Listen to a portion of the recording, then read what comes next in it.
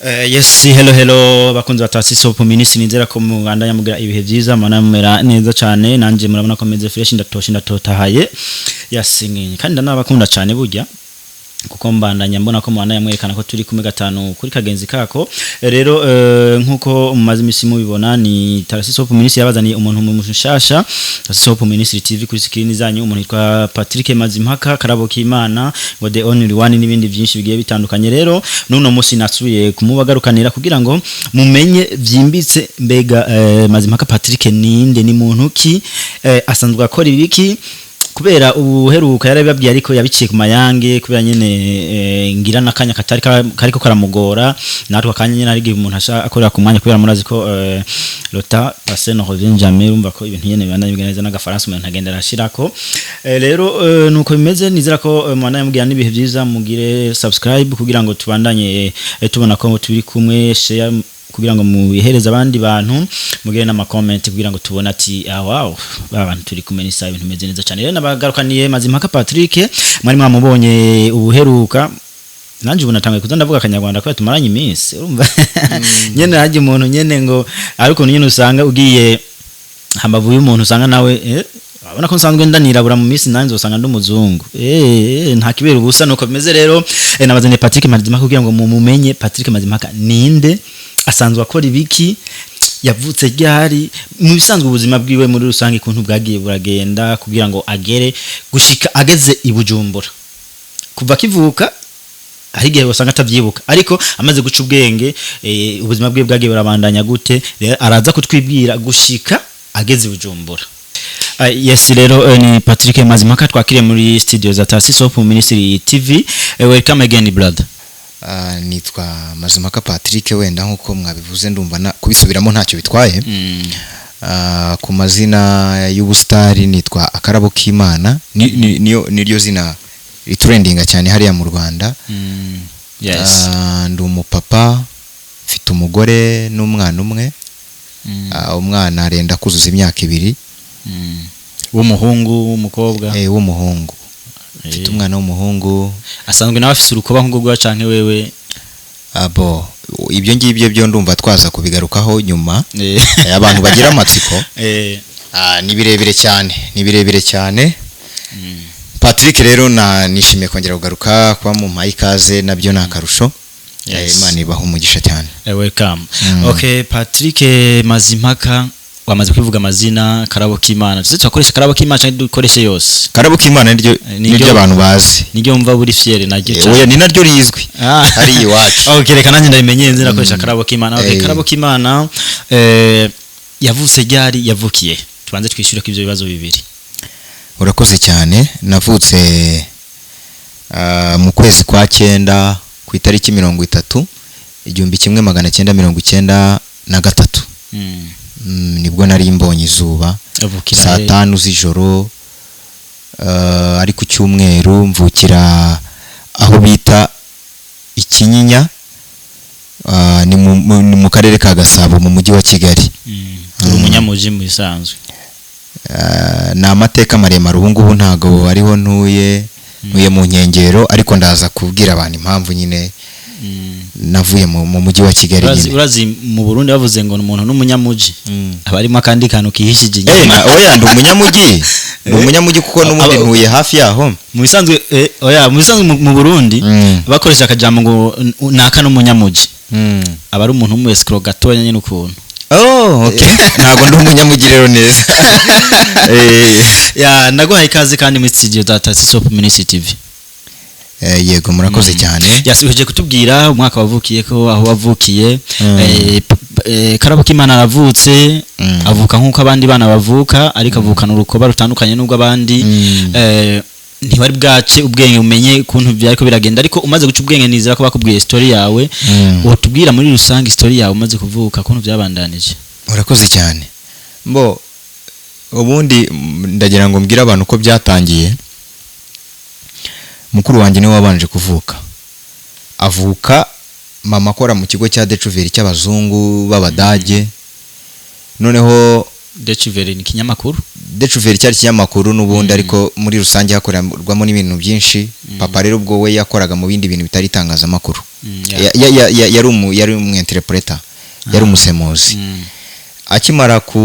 Mama akimara kubyara mukuru wanjye rero abantu bagize ngo harimo n'imiryango yo kwa papa bagize ngo mama yaciye inyuma papa.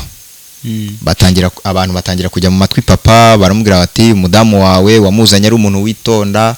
ariko aho umugereje muri kiriya kigo ibintu byahinduye isura abona ko yaguciye inyuma, reba umuntu abyaye ntago ari uwawe. Rero papa aravuga ati ubwo nabihindura heki, kubera ko papa nyine urumva yarazi ko uwo mwana uvutse ari w'abazungu kandi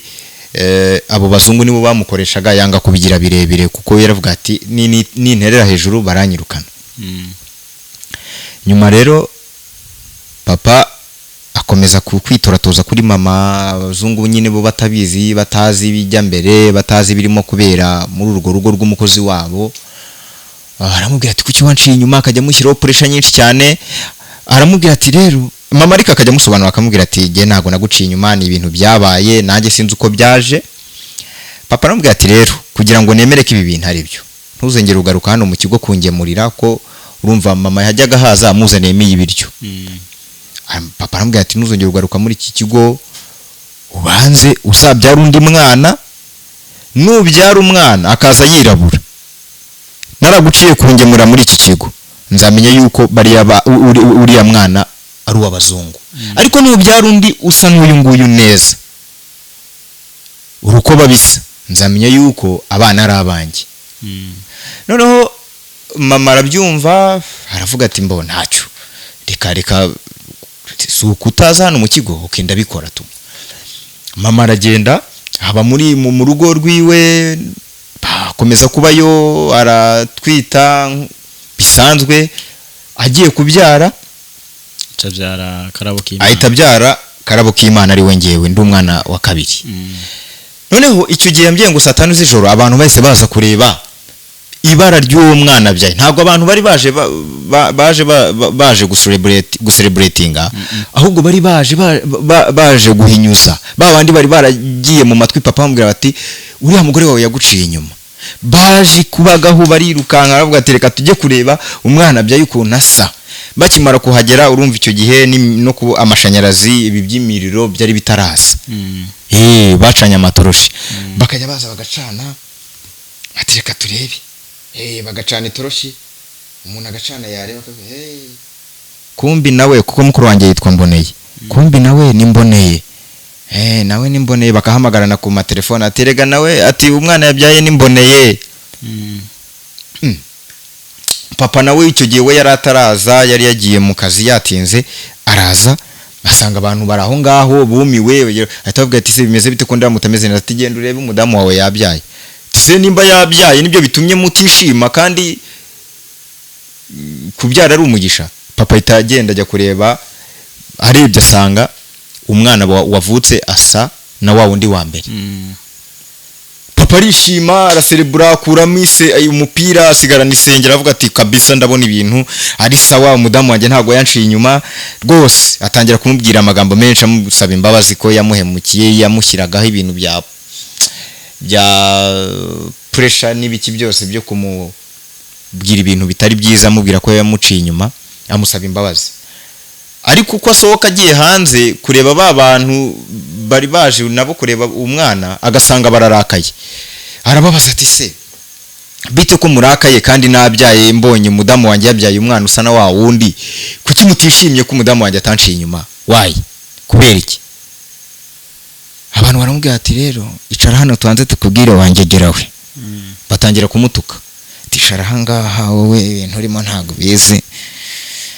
Ambwira ati rero twari tuzi ko kariya kana wagakuye mu bazungu, kariya kambere wenda ari akumudamu wawe yakuye mu bazungu, byibura twari kwihanganira yuko yaguciye inyuma akabyara umuzungu, ubu muzungu yari kuza akagoboka umuryango. None dukubiswe n'inkuba tugize ikibazo dusanze amaraso yayo mwangegeramwe mubyara ibintu bisa kuriye. Nimwe mubyari yeyi barambwira bati se amaraso y'umuryango wanyu abyara ibintu bisa kuriya, urumva kubyara umwana usa natwe. Ebana noneho ubwo urugamba ruba ruratangiye. Papa arabwira ati se papa baricaye atangira kubira ibyuya aricara arabwira ati se bimeze bite none se bari abantu nabyaye ntago ari beza, baticara tukubwire wati jujuwe wa mugani babarundi bavuga ngo ni ikijuju.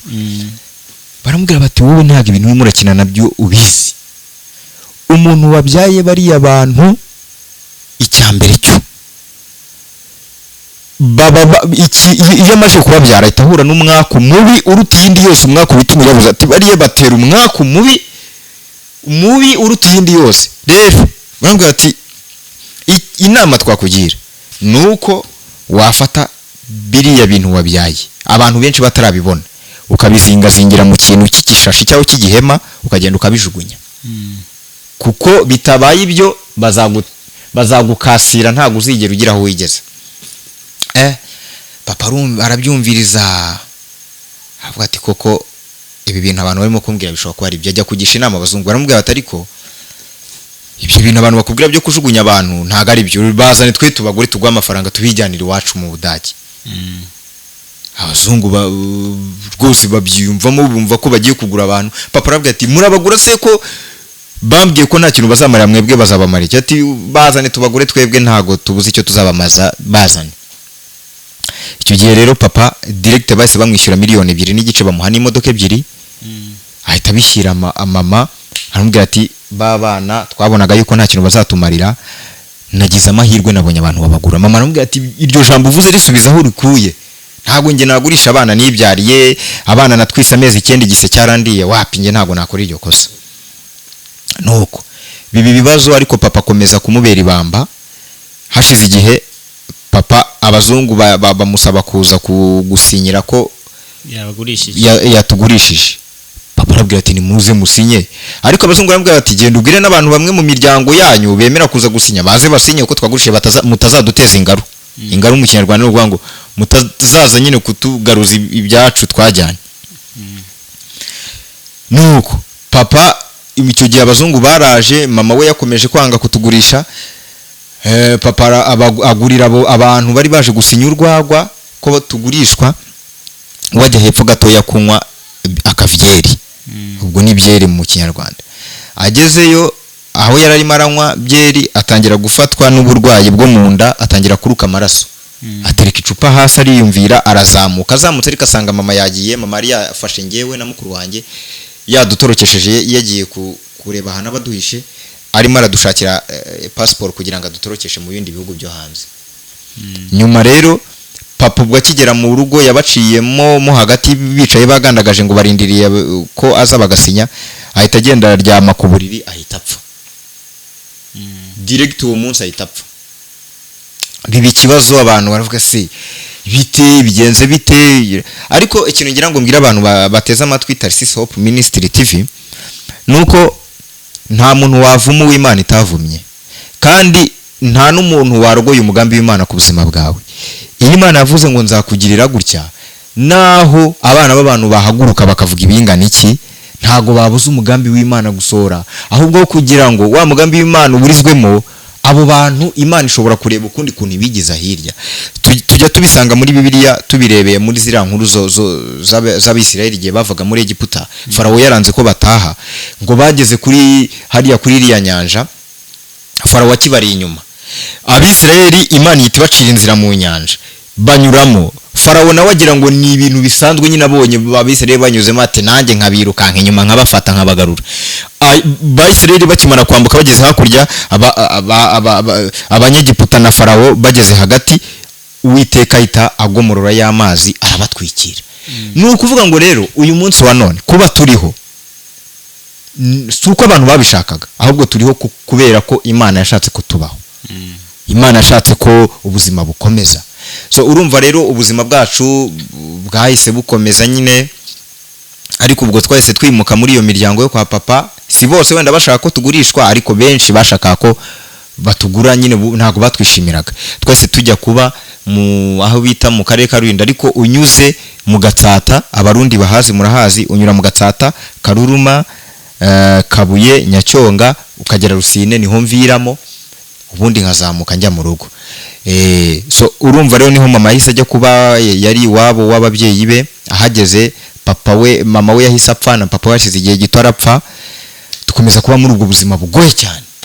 Ndumva ari ibyo naba mvuzeho gato, ariko mfite ubuhamya burebure tubuvuze gutya bwamara n'icyumweru. Ni burebure cyane. Ni story twavuga ko inababaje ukuntu kubera urumva nyene byagiye biraca mu nzira izi canke ziriya zitameze neza, ariko be strong brother, be strong niko bimeze ubuzima. Buravuga bati nta wavuma ikimana itavumye. Rero urageze ngaho muragiye murimutse, ubuzima burabandanije. Karabo k'Imana arakuze, wisanze gute nk'ubu buzima bw'ubayemo? Ubuzima mbayemo rero kubwisi sorry gato dusubiye inyuma gato. Mazima karaciye mu ishure byagenze gute? Narize ariko byari struggle, byari urugamba. Urumva yewe ubundi mu busanzwe ndeba muri 40 cm 40 gutya nyine nibwo mbasha kubona ikintu boss. Ukuvuga ko nahari mba ntareba ariko kugira ngo mbone ikintu neza usome nk'ikintu muri telefone gutya mbasha kwiyegereza gutya santimetero 40. Rero urumva ku ishuri aho twigaga ntago uburezi bwari bufite ireme.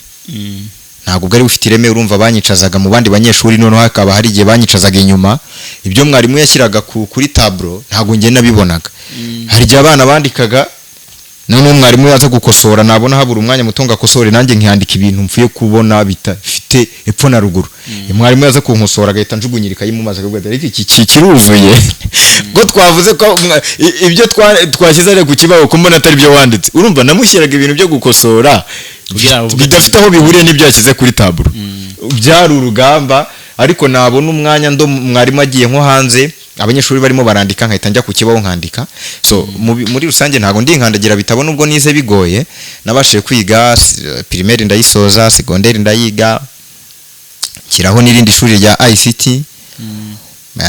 Ibintu bya mudasobwa buriya ndagerageza, ntago navuga ngo ndi umuhanga wabyo. Ikindi n'ibindi byinshi nagiye nihuguramo ibijyanye n'abubatsi ngo buriya naganiriza abantu bubatsi ingo zitangiye kujegera zigasubirana. Mfite certificate ebyiri, mbese narabihuguriwe, ndi umuhanga, ndi expert wabyo mu bijyanye n'abubatsi ingo.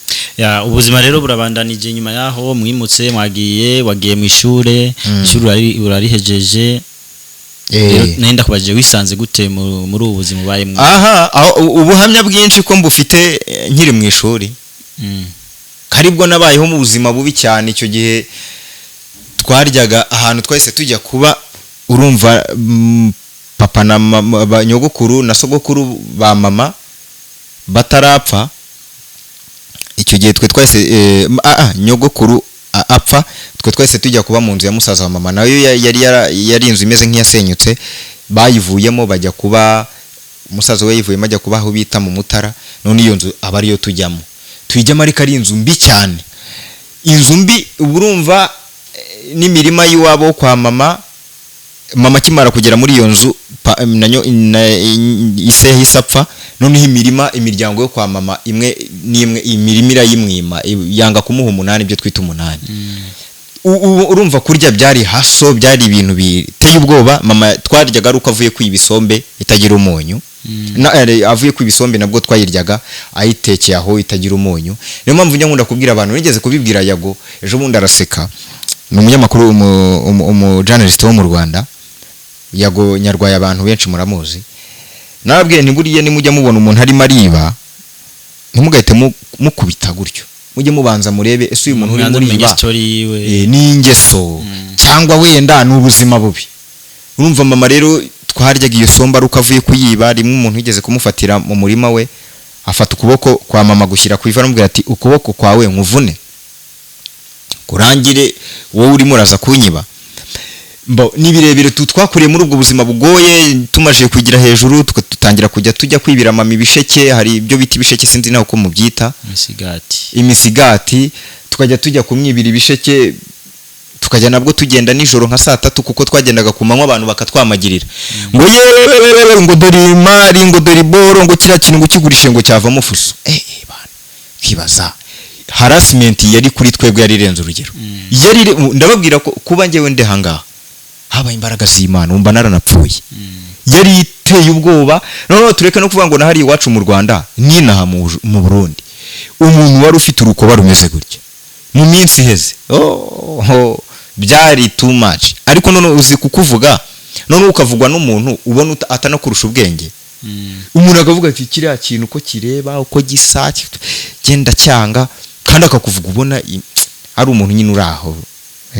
nuko twakuriye muri ubwo buzima bugoye wenda navuga ngo ibyo bisheke twagezeho tubivaho tujya gucuruza inkweto tuzunguza tuvuga ngo inkweto ni 500 inkweto ni 500 tuzunguriza abantu bakaduhemba igiceri cy'ijana kuva saa 9 za mu gitondo kugeza saa 8 z'amanywa baduhemba igiceri cy'ijana nge na mukuru wanjye ubwo twakoreraga 200 y'amanyarwanda desa 200 Rwanda francs so urumva rero byabaga ari ibibazo biteye ubwoba kuba ndahangaha rero ndashimira Imana n'ubuzima burebure tuzafata umwanya ntage iki kiganiro cyonyine twagikora ngo abantu mbe mbabwiye ibya ni birebire use nababwiye iby'urugo nababwiye ibikize ntacyo umuziki se nababwiye haso nagize harassment nagiriye muri social media bansubiza inyuma mfite reka nkubwire navyo nyene tuzovuga ko ubu turacari ku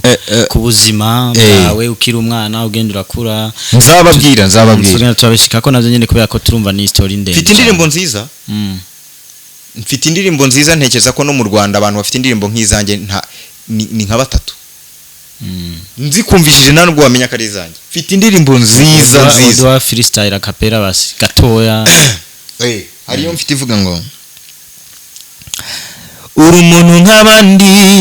ufite ibitekerezo byubaka uri umuntu nk'abandi uri umuntu nk'abandi ufite ibitekerezo byubaka uri umuntu nk'abandi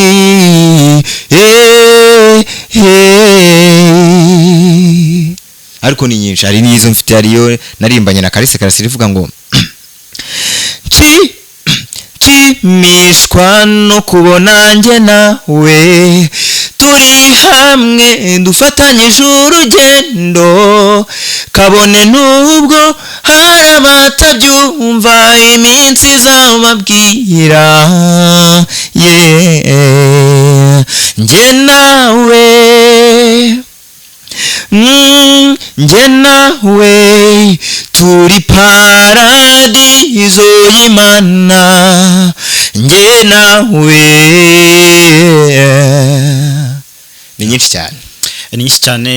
ubuzima bwa Karabo k'Imana nk'umusani nk'umuhanzi uko mubivuga mu Kinyarwanda tuzogenda turabugaruka ko twari tukiri ku buzima bw'akiri umwana kuntu yagiye arakura ubwo aho rero urabaye ngaho muri kumwe n'umuvyeyi wawe mama papa yaramaze gushengera niko bivuga mu Kinyarwanda amaze kwitaba Imana abasogokuru na nyogokuru nabo nyene baritavye Imana musigaranye na mama wavuze ubuzima ko byagiye bagenda mwe mugenda kuzunguza ni byo kutambaza commerce ambira niko bivuga mu Gifaransa mukaronka ibiceri by'amajana 200 ku munsi hama inyuma yaho byabandanije gute mukuru wawe aracariho mama wawe aracariho gushikisa bimeze gute mukuru wanjye ariho n'umugabo afite umugore n'abana 2 na mama wanjye ariho afite n'undi mugabo utari papa urumva papa yitabye Imana gusa no muri ibyo byabaye byose naramubabariye mama afite abana 4 ubwo ni 2 bavukana ku mupapa umwe abandi 2 n'abana basanzwe nyine n'abana bavukira kundi mupapa so urumva ariko na mama afite ubuhamya bwe bwihariye arabantu bashobora kumbaza bati se nk'utwo tuntu turi ku mabara y'uruhu nako utwo tuntu tw'amabara turi ku ruhu n'uduki urumva mu Rwanda higeze kuba ikintu bita amarorerwa yabaye yitwa ya genocide rero iba urumva yagize ingaruka ku bantu benshi cyane buriya abantu benshi bafite ingaruka zayo harimo n'ababyeyi bacu ari we mama urumva aho twe yararaga niho natwe twararaga urumva dufite urukoba rumeze gutya byabaga ari ibintu birenze urugero so mama akomeza kutubanaho muri ubwo buzima hagiye mu bikangaga mu mazi aharyamye natwe twaharara ubusimba rero bukaturuma bikaba gutya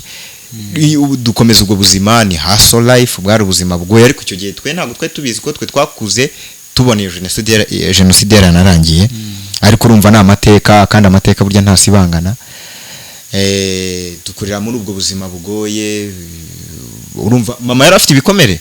yatureze yatubye tumeze gutya amaje kutubyara haba jenoside yirukanka muri ubwo buzima bwose agize amahirwe abona arayirokotse none mu gihe avuye muri jenoside atangira urundi rugamba rwa community rwa society yumvamo abana yabyaye hahita haza n'ibindi bibazo by'abantu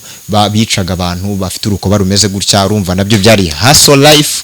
mama komeza kugira umutima uhagaze uyu munsi wa none nibwo tukimara gutuza uyu munsi ubu turatuje niyo mpamvu naje hani Bujumbura nizanye peke yangu ku giti cyanjye ubundi nazaga ndi kumwe n'abantu benshi ariko ubu nizanye bigaragare ko ibintu bimaje kugenda neza yaba mu Rwanda yaba i Burundi nabyo ni sawa abantu barabibona ndisanga ndakora ibintu byiza yes birumvikana nyene ni hustle life ariko ibintu byose bana bigenda neza uko imisi igendera haca niko abantu muri rusange bagenda mindset zabo zivuga ati kumbe naba n'abantu nk'abandi bijya ibintu twagenda twumva sivyo usanga rero community igendera hinduka umwanya n'umwanya rero Karabuka Imana Jembo Numenga tubivuze mwaka kanya abantu ntibona bitaho reka basizogire tuyite part 1 usogire part 2 bishobotse na part 3 kubera turumva ko nyene ibintu bigenda neza cyane nizera ko mu nyuma tuza tubabwira ati mbega Karabuka Imana arakuze arageze gushaka umugore ageze kurongora nkuko babivuga mu Kirundi tuze tubabwira ati Karabuka Imana rero arinjiye arabaye umuririmbyi musani Karabuka Imana n'umukomedian nsanzwe ndanabizijeho ni umukomedian cyane ibi navyo byinjiyemo reka tuzotegure part 2 kugira ngo ntidushobe kurambira abantu ariko akabazo kanyuma no kwita kamatsiko nkuko muvuga mu Kinyarwanda nze nakoresha Ikinyarwanda kugira ngo unahure cyane kugira ngo nkoreshe Kirundi cyinshi uza gusanga nyene oya ndacyumva ndacyumva wenda nuko ntabasha kukivuga n'izindi ndimi n'igifaransa buri ushobora kuvuga nkakumva icyongereza wenda nicyo nabasha gusubiza n'igiswahili buri andi yamenyeho gake ariko ibyo uvuga byose mu Kirundi rega ni nk'Ikinyarwanda ni si Kinyarwanda gusa burya n'izindi ndimi usanga hariho utuntu tugenda turagaruka dusa Patrick Bemazimpaka yavuze ubuzima yabayemwo kuva kivuka gushika akure kugira utegure urugendo rwo kuza mu Burundi byagenze gute niko kabazo kanyuma ako kabazo ni keza ndaje nkasubize ariko mbwira abantu ngo ibiri imbere ni byinshi urwo rugendo rwo kuza mu Burundi nakoranye ikiganiro na Safari Zake Safari Zake abantu batamuzi ni umuhanzi wahoze aririmba indirimbo nyinshi n'abarundi benshi amakorasi baririmba ni Safari Zake wayahimbye hari amakorasi menshi hano muririmba mutazi kari Safari wayahimbye harimo nka zira zivuga ngo sinzimba ariko mujya muziririmba ngo ineza ye narayibonye ababisha bangose izi baraziri yego Safari Zake rero niwe wazihimbye Safari rero icyo gihe naje kumubona ari mu buzima bubi ahantu yacuruzaga Nyabugogo atakihakorera ubucuruzi bwe bwarasubiye inyuma niwe muntu wacuruzaga ibyuma hariya Nyabugogo akajya kurangura i Dubai ariko nza kumubona ahantu nari nakoresheje konseri yitabiriye none nyuma atanga kubahamyaho gatoya nyuma nza kumubaza neza nsanga Safari ni umuntu waciye mu mateka maremare yaje kuba umurokore nyuma aza kugambanirwa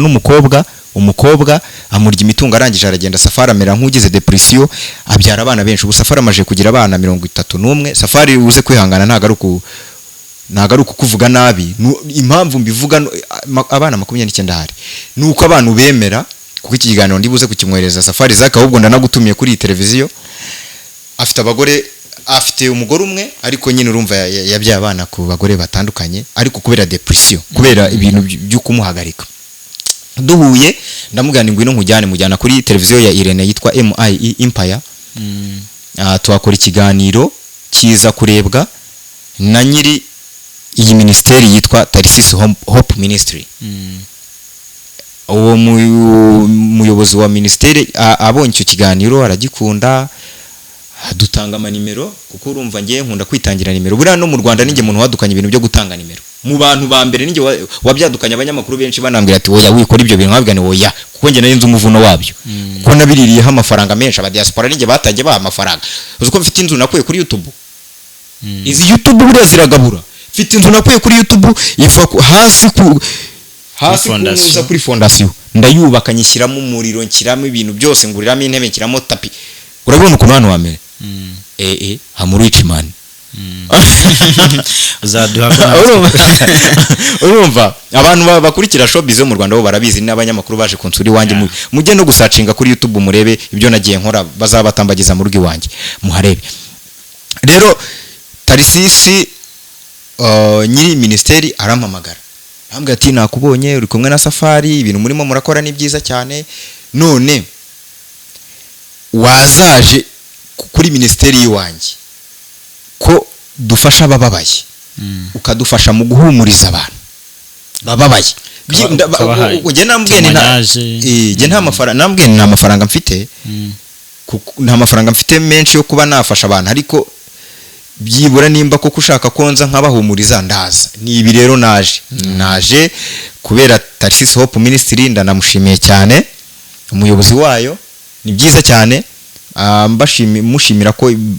yanagize uruhare kugira ngo mumfate neza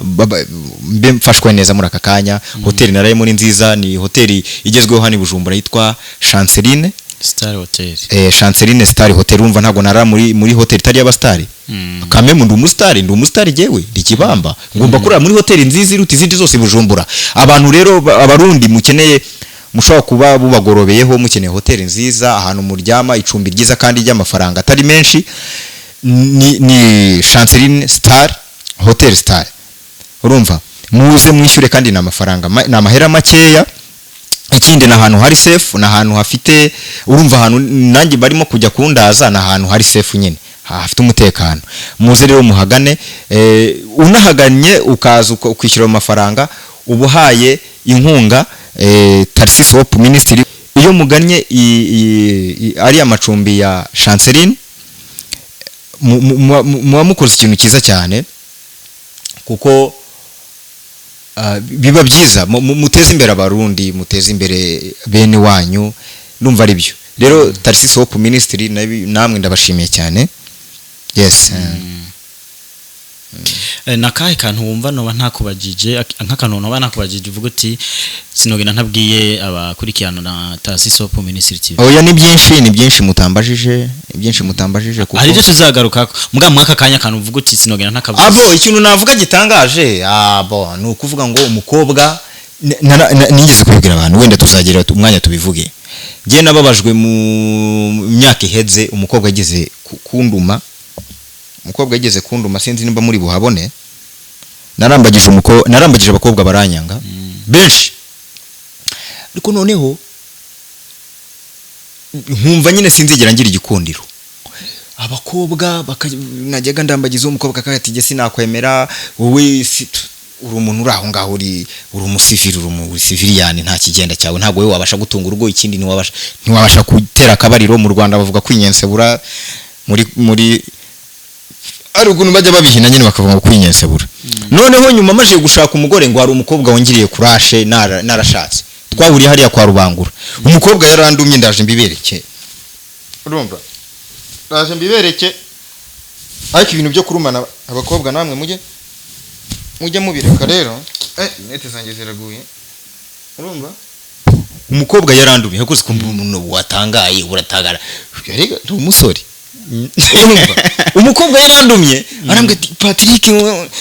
ko nagukunze biti kubera iki washatse atari nge ujye nabwiye se ko ntari inkuzi ko wampamagaye kwera nimero yanjye ibonye kuri televiziyo yandumye dore yandumye ahangaha nduma naha hamaje gusibangana arambwira ati jewe rwose ndamubwira ni ndekura rwose ibintu byo kunduma ibyo bintu abantu badatabara kuruma ni nko kujya amenya kundya amenyo yarandiye amenyo arambwira ati wowe rwose ndagukunda cyane uba warandongoye nkubwiye toka mba narakurongoye nyine twarasereye cyane ashaka kumbwira ngo wenda ngo nirukane umugore mfite ngo mushake ubundi nakuburiye he kuki nirukankaga mu bintu byo gushaka umugore naratesetse wari uri he nawe akambwira ati wari uri nyine biherera aho ngaho ariko murabona mu by'ukuri usibye abakobwa badafite ubwenge busobanutse ndi mwiza pe urabibona cyo bita muri tunganga yitoroshi kweli reba hano nta n'umuntu wapfa kunyunguza ngaho ufite inguvu nuko mukanda wanjye kushitse ariko biri gufunda zifite nta muntu wapfa kunyunguza kigiye urabibona mu Rwanda hari umuntu ugezweho witwa Rutambi ariko antinya kubi Rutambi yaravuze ati karaba nakwemera buriya mu bantu nk'inyenda gutinya ariko murabona ufite n'ukuntu usa n'akanyombye kuntu neza Kanyombya buriya rwose ni nk'umwana wanjye arabizi Kanyombya ndababaza kumuha iki kiganiro ni nk'umwana wanjye Kanyombya se kari umwana wanjye utarashaje kandi ntabwo ashaje Kanyombya buriya Kanyombya umwise umusaza mwaserera ariko ababizi ni entertainment arabizi reka ndagushimire cyane umwanya wabaye munini ariko byari ibintu amateka burya amateka none ikintu nshaka kubabwira usibye kuba turi hano muri studio yewe ndi umuntu wishima ndabudika ku mbuga nkoranyambaga ndaje ngiye kubakorera ibintu mutigeze mubona hano Bujumbura mu mbuga nkoranyambaga kuva mwabona social media y'u Burundi ibintu ngiye kubakorera ni ibintu biri niyo ni bishyashye ngiye mukurikire iyi channel mukore subscribe umva haki ya Mungu I swear to God ngiye kubakorera ibintu mutigeze mubona umva nibiba ngombwa tuzanashinga umutwe dutere sport imbere y'abafana bacu nimba abarundi nimba munkunda muze kubinyereka tuzabatembereza ahantu hatandukanye tuzishimana n'abaturage bahano abaturage b'u Burundi ibintu bizaba bimeze neza muhembu kandi subscribe umuntu sharinge hahiye koko mu Rwanda tuyo dukunda kuvuga ngo hahiye hadashya ariko nimero y'iriya hoteli ndaramo yuriya mukobwa witwa Chanceline mwahitanze mukamuha abakiriya baraza kuyibona kuri screen mucishe kuri screen wa mukobwa ni umwana wirwanya hakiri mutoya hari umwana uzubwenge cyane nizera ko babandanya babona ati reka ndababwire iri mu gisagara ca Bujumbura ni muri commune Ntahangwa muri zone Kinama hari quartier Gitega nimero 62 reka ngire ntahe ngende ndabona amasaha amaje gukura ngereyo hakiri kare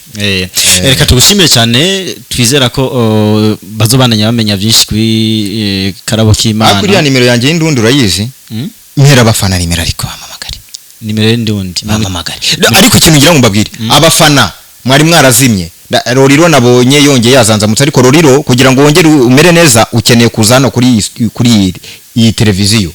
Roriro bari abafarias mwese muze twongere tubazanza muri impano zanyu zasubiye inyuma muze ba Kidumu ariko Kidumu nahuze mwumva gake ariko Kidumu nawe ukeneye kugaruka abahanzi bo mu Rwanda mwazimye muze hangaha mahereze nimero yanjye urayizi bamamagare baze tubakiraga Tewo bose babireba sari buze muri iminsi namutumiye arabizi ndikibamba ndikizigenza